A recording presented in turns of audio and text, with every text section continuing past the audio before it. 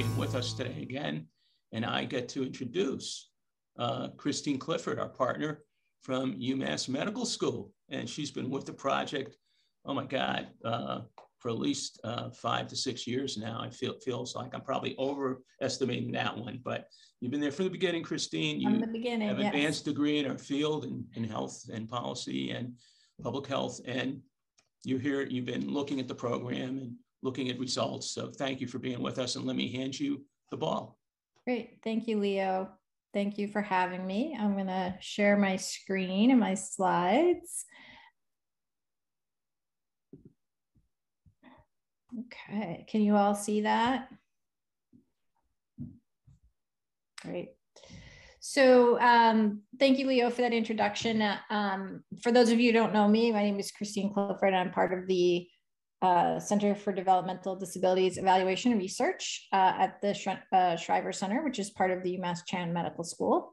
And as Leo mentioned, we've been with Pathways since the beginning and collecting data and looking at different aspects of the data over time. So in an interest of time in today's meeting, we're going to kind of keep the data discussion at a high level so you can move on to some other more fun things. But we do want to kind of report what happened in the past year, this sort of what we thought would be post-COVID, but never really turned out to be post-COVID. So as you probably remember, we've always kind of taken a three-pronged approach to collecting the data. We did it slightly different this time. We surveyed the participants, and then we attempted to survey some of the providers who had dropped out of Pathways. And then we ran a focus group with the providers that were continued in Pathways and the facilitators. We had 72 participants at the end of May. And so that's the data we're working with today. So reported from that survey data, 44 participants, or about a little more than 60% of our participants, indicate they have at least one or more friend. So that's a big increase from our first year, right? So we've seen this progress over time, but there's still, quite a few that don't report having friends. And that is based on our very strict definition of a friend who is someone who's not paid, who's not a member of the family, or is also not in services with the participant. But we did ask this year as well, like if people identified others beyond that definition as friends. And 60 of those participants identified at least having one friend. And that is, mostly staff, friends from their group homes, from their day programs, family members, so people who are connected to them in those ways. But again, there's still so that's 85% of our group identified having some connections. But again, there's still about 15% who indicated they don't have any connection. And there was one person that said they had 30 or more friends. So I'm not quite sure on that data point, but I'd like to meet that person if they have 30 or more friends. So we asked on the survey what people thought were their barriers to making friends. And, we still see some of the same information. There are physical and behavioral concerns, mental health concerns, and ongoing, communication challenges for some people. Some people are just, difficult. They're picky who they spend time with. They only want to do certain activities. They only want to try certain things. So that can be a barrier. There's still a lack of reciprocation, or some people are still learning how to reciprocate in the friendship, right? They're still learning that piece and they're building towards that. Some of the people we support are just, they're really not interested in socializing, or, they've just made a decision. They don't want to make a friend right now. And then of course, there's still some concerns around staff, and this lack of staff buy-in, and a lack of belief that, people with intellectual disability either don't want friends or don't know how to make friends, or, why would someone want to be a friend with someone with intellectual disability? And of course, there's also larger staffing issues everywhere. One of the other questions we asked at this point too was, even if people weren't making friends, we felt like they were making progress. They were moving forward, and maybe they hadn't made that real tight connection with a friend, but they were moving towards that. So we asked people like where they saw that progress. And so for some people, they're exploring things that will help them make that connection better. For example, communication technologies, maybe some OT/PT that would help them be more active in the community.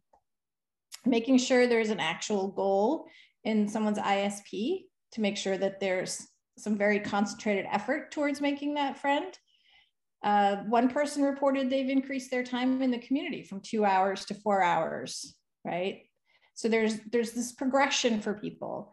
One participant indicated that, with employment, they're starting to organically make friends because they're out working, they're making those connections where they work.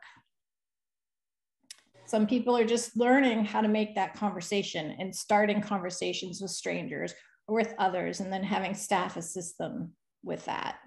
Others learning how to take the bus by himself, right? And so he's now spending more time in the community without staff.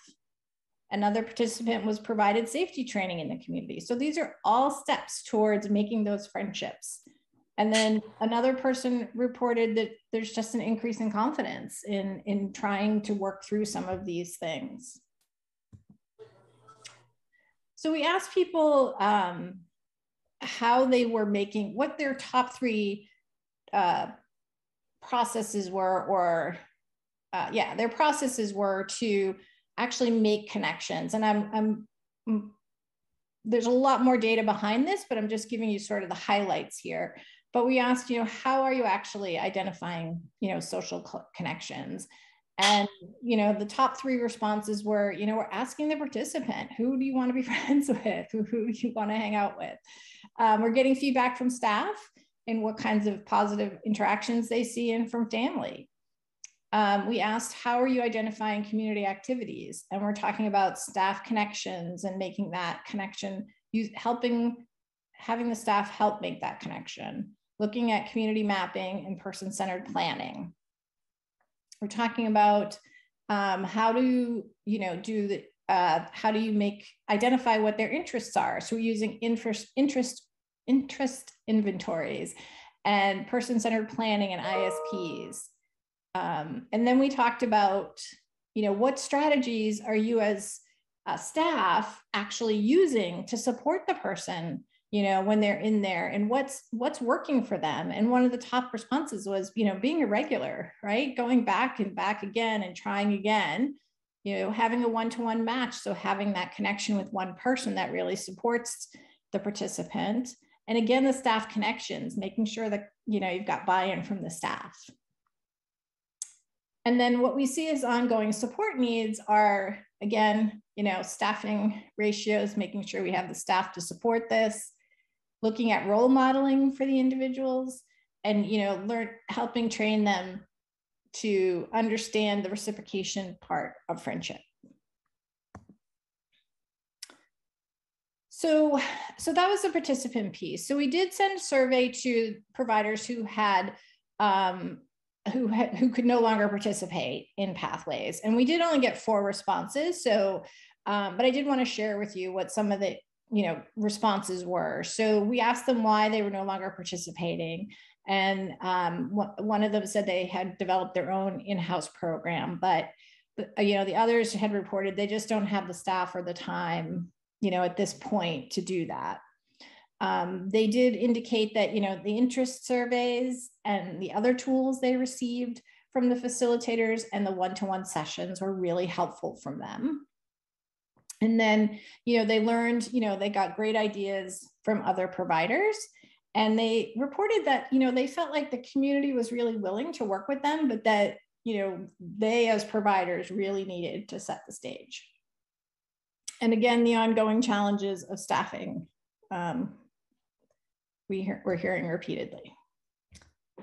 So then we had the focus groups with the providers and facilitators, and we asked them, what they thought worked and what didn't. So this is what, those providers and the facilitators felt worked.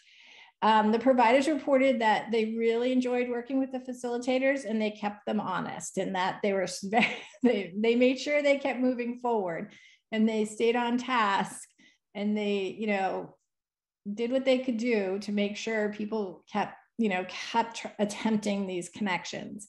And nothing but high praise for the facilitators. Everybody felt connected to the facilitators and really appreciated all that support.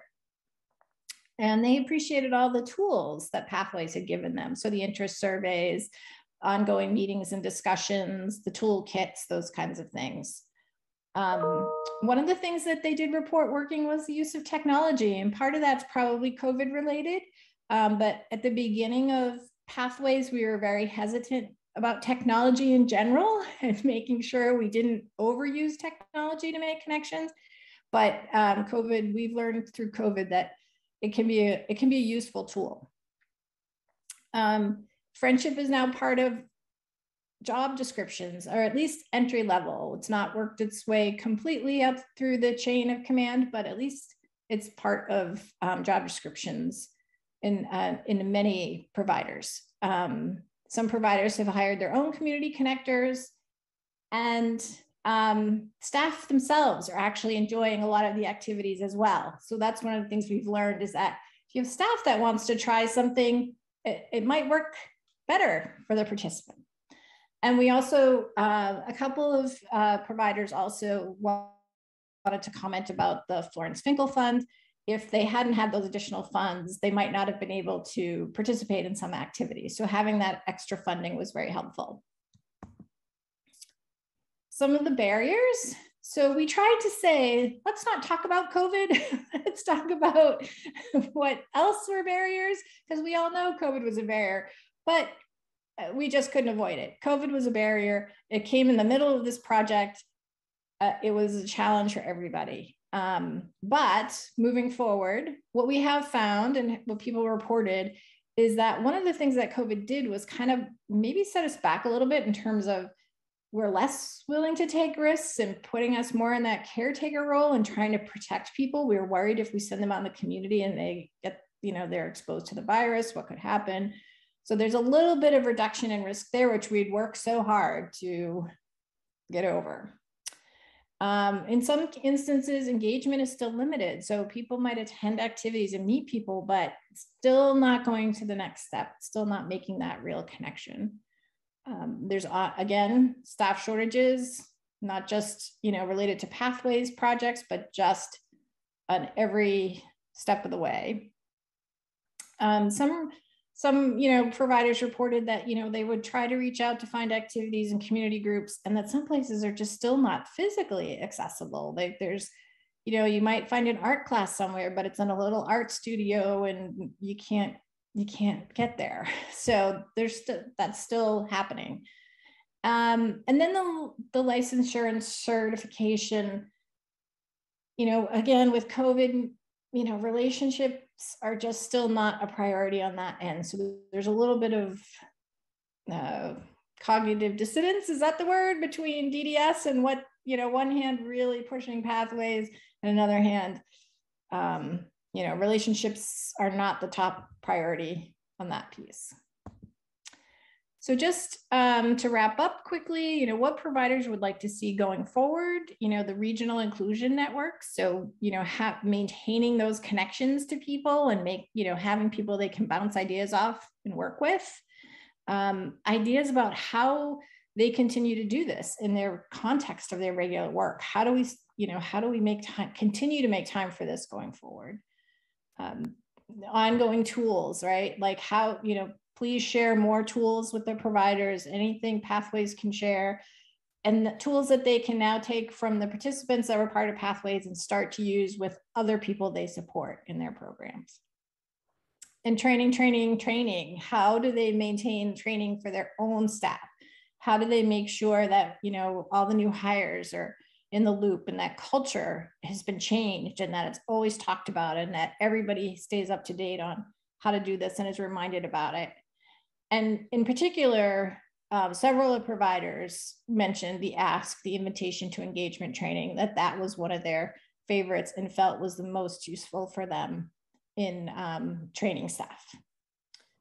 So finally, I just wrote this quote, but it's hard work and you need people committed to doing it. But with this project, it's a perfect example of what can happen when you have the resources to pull it off. So that's it. Thank you. Thank you, Christine. Such a great summary and really some themes that I think we can all connect to. I know, I speak for the facilitator team when we really had the opportunity to see the creativity and people continuing to shift to that mindset of connections, even despite some of the barriers and maybe not being able to physically access the community. People still, we're brainstorming, how can we support connections? How can we support interest in lives and full of meaningful relationships for the people we support? So despite all the odds, I know each month we were all deeply inspired by, the commitment and the ongoing discussions and strategies that were implemented.